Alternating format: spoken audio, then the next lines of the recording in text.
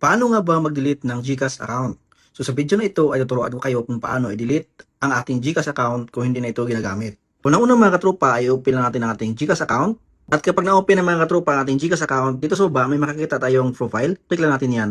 At kapag nandito na tayo mga katropa sa ating GCash profile, sa taas mga katropa may makikita tayong arrow. Ito mga katropa. Click lang natin yan, itong arrow mga katropa. At nakalagay dito, your personal information is about to be displayed. Okay? So click lang natin ang continue.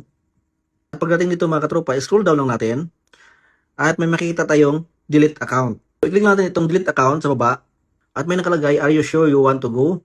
Click natin ang continue. At ito mga katropa, may nakalagay, before you go, make sure you don't leave anything behind. Okay? So basahin nyo lang ito mga katropa, kailangan wala kayong maiwan dito sa mga nakalist dito. Okay? So dito sa baba mga katropa, may nakalagay, hindi lang klaro, delete account. Okay? So kapag wala kayong mga balance or walang mga utang sa GCash, may nakalagay dyan, delete account, klarong-klaro yan at kulay pula. So sa akin ay hindi talaga pwede kasi may balance ako. Okay, pagkatapos kapag na-click nyo na itong delete account, may pipilapan kayo at kailangan ihanda ninyo ang inyong one valid ID.